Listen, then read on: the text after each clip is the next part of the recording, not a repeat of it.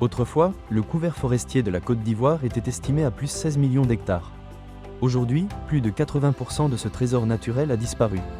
L'agriculture intensive, l'exploitation illégale de la forêt, les feux de brousse, l'orpaillage clandestin, sont entre autres les causes qui, chaque jour, participent à la destruction de nos forêts.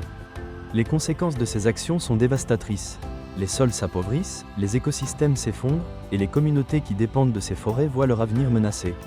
Face à cette urgence, le gouvernement ivoirien, avec le soutien de la Banque mondiale, a lancé la stratégie nationale REDD+, la stratégie de préservation, réhabilitation et extension des forêts et l'initiative Cacao et Forêt. L'objectif de ces réformes est de réduire la déforestation et rehausser la couverture forestière à un taux de 20% du territoire national d'ici 2030.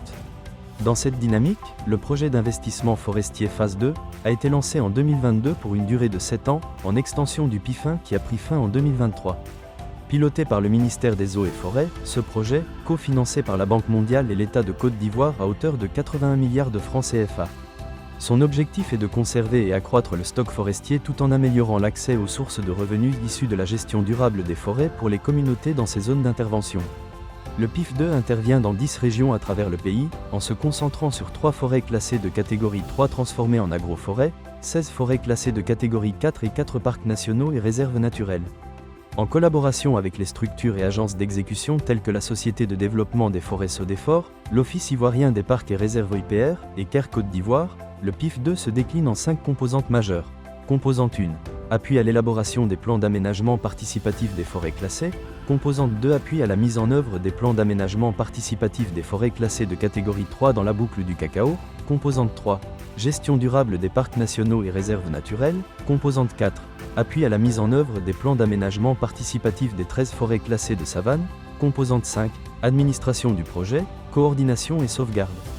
Au-delà de la restauration des forêts, le PIF2 place l'autonomisation des femmes rurales au cœur de ses priorités. En intégrant activement ces femmes dans la gestion durable des ressources forestières, le projet leur permet de devenir des actrices clés du développement local. Avec le soutien du PIF2, près de 300 microprojets générateurs de revenus ont été présélectionnés, dont une partie est portée par des femmes. Le PIF2 soutient également les associations féminines dans leurs initiatives de reboisement et d'agroforesterie. À ce jour, c'est plus de 150 contrats de performance qui ont été signés par les femmes. Un exemple concret est celui de l'association Malébi, qui a obtenu en convention la forêt classée d'Aouia pour des actions de reboisement. Dans le cadre du PIF1, cette association a reboisé 30 hectares de teck et d'acacia. Pour le PIF2, elle ambitionne d'étendre cette surface à 50 hectares. Le futur de nos forêts repose sur nos actions d'aujourd'hui. En soutenant le PIF2, vous contribuez à la régénération de nos terres, à la création d'emplois durables pour les communautés rurales et à la préservation de l'environnement pour les générations futures. Ensemble, faisons renaître nos forêts. Ensemble, restaurons la vie.